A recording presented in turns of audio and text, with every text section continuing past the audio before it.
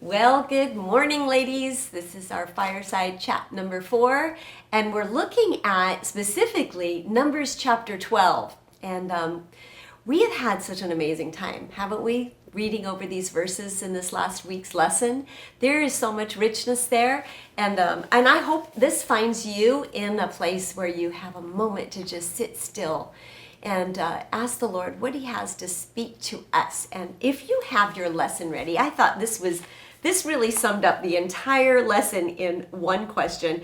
How would you summarize the Lord's message to Miriam and Aaron? And second of all, what is the most difficult lesson from this episode?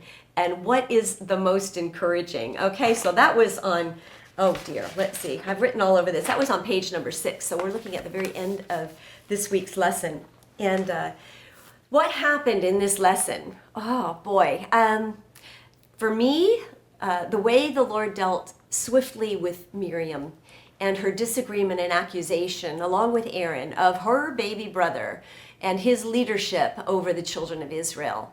They found an occasion, perhaps a little family squabble that had been blown out of proportion. Moses had a wife, and they didn't particularly like the fact that he had married this woman. And they used that as an occasion to vent not just their own family little squabble about, hey, Moses, do you think this is a good decision for you? Or maybe this woman is having some undue influence on you. Perhaps that was their concern. I'm trying to step into this family dynamic here. But they are the older siblings. Moses is the younger one. Now, had Moses been called by God? Absolutely. Had God been the one to appear to Moses in the burning bush? Absolutely. Did that mean that Miriam and Aaron had no gifting and no place in the ministry of what God was doing with the children of Israel? Yes, of course He had gifting for them. We remember Miriam was the one who watched over her baby brother who was taken in that little basket and set in the Nile River. She was there who confronted the Pharaoh's daughter and said, hey, do you want me to go get a Hebrew woman to nurse this child for you? That was bold and gutsy. Miriam was also the one who led the children of Israel after they came through the Red Sea in a worship service, singing and dancing praises to the Lord. Aaron was obviously being used by God as well as Moses' stand-in when he needed that person to stand next to him and speak for him when he lacked the confidence to speak to the Pharaoh. God used Aaron. And then He also used Aaron when they were on the top of the mountain and the Amalekites had attacked the children of Israel, and Aaron and Hur were holding up Moses' hands. These were two very significant people in the story of Moses' life. But these two very important, significant people were also very close to Moses in his heart. They were part of his family. It's one thing to have the children of Israel grumbling and complaining, and the mixed multitude grumbling and complaining.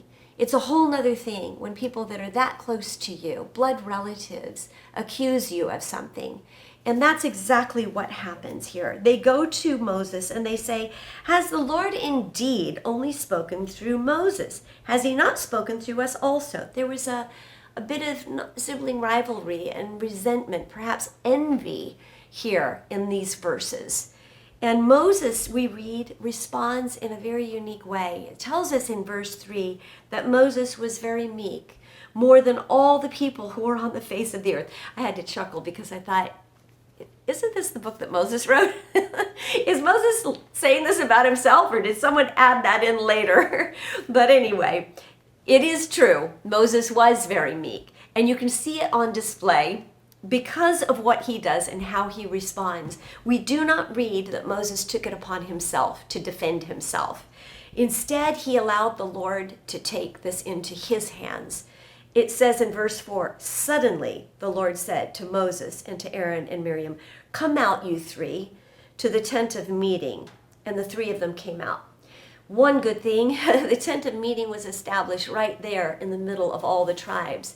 And this perhaps was getting out this disgruntledness that Miriam and Aaron had about their brother was beginning to seep out. And there in the tent of meeting, in the center of all the tribes, the Lord is about to defend Moses to them and in in that sense also to the entire group of the children of Israel.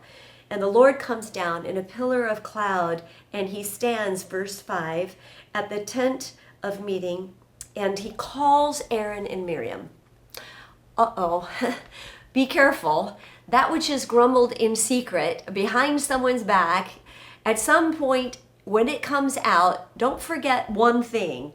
Not only are the other people hearing it and you're poisoning them with information and thinking that isn't right, but realize one thing. Verse 2 says, the Lord heard it. God is hearing what it is that you're thinking and what you are saying about the leadership that he has appointed over you. And he was not happy. Suddenly, swiftly, the Lord calls them to himself. And this is a real confrontation. This is in front of everybody. And it is so everyone in the entire community is going to see and hear what the Lord has to say. And he says, hear my words. And the Lord endorses Moses as his servant. And he says, he is faithful in all my house. What a great title to have the Lord say about you. In that day, God is going to say of many of us, hopefully, well done, good and faithful servant. Moses was faithful, and for that, God was defending him. And he speaks a judgment, and it comes down heavy on Miriam. And I can only guesstimate the reason is because Miriam was the instigator in all of this. That it was her words and her thinking that had poisoned Aaron and was seeping out and poisoning the entire camp. And the Lord, when he rises, it says that when the cloud ascended, because the anger of the Lord was kindled against them, he departed. And when the cloud ascends and is removed from over the tent, behold, Miriam was leprous like snow. That is a pretty harsh judgment. I think there is a great deal that God is trying to tell us, that in order for civilization to survive, in order for church structure to survive, in order for a family to survive, God appoints leadership, someone who is going to have to take the responsibility, and it's a heavy one, and it's an important one. But underneath that leader is structure, family structure, government structure, church structure. If you do away with the structure that the Lord established, and I say if the Lord establishes that structure, you are taking a sledgehammer to all your own lives, because we are all built as a house before the Lord, and God has appointed those to govern over us. There's a very important passage that I would like to read to you that is in Hebrews here. Hebrews chapter 13, verse 17, it says, obey your leaders and submit to them, for they are keeping watch over your souls as those who will have to give an account. Yes, leaders have to give an account, and we need to pray for them. It is a heavy responsibility, and we need to take that to the Lord and ask him. If we are having some disagreement, many times if Moses and Miriam and Aaron had sat down and had a family discussion without taking it so publicly, without grumbling and complaining behind Moses' back, perhaps the judgment of the Lord would not have been so swift and so severe.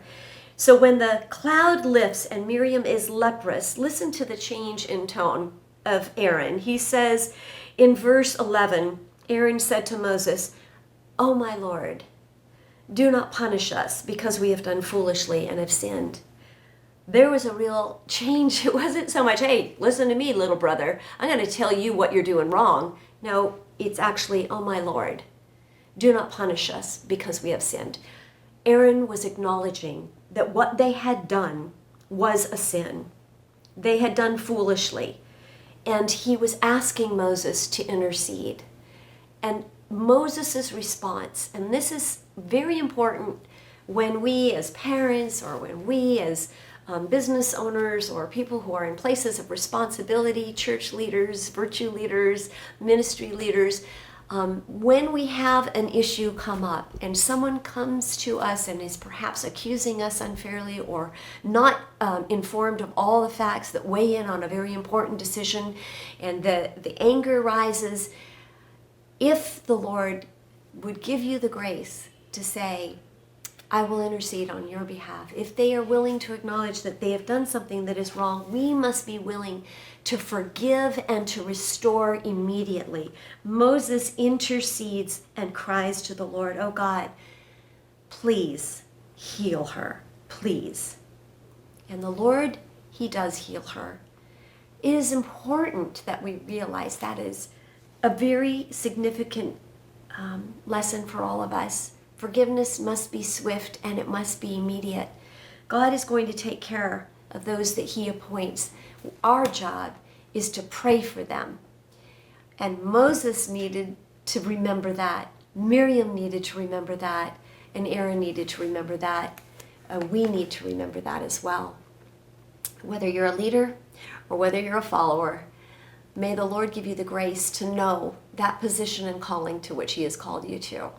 And whether you're at home today and wondering how this is going to all work out in your family, we are to pray for those who are in government over us. We are so desperate for the Lord to use what decisions are made that are out of our hands and out of our control, that will influence all of our lives. And for that reason, we are calling all of you to pray with us. 7:14, 1 Chronicles 7:14, or is it 2 Chronicles 7:14? Oh dear. 2 Chronicles 7:14, twice a day. Pray for your leaders, pray for your church, pray for your pastors, and ask the Lord to have grace on all of us as they seek to care for us as best they know how. God bless you guys, and we'll be in touch. Next week, we're going to be right at the brink of the promised land, and I hope you'll be downloading the lessons to follow along with us at virtue.harvest.org.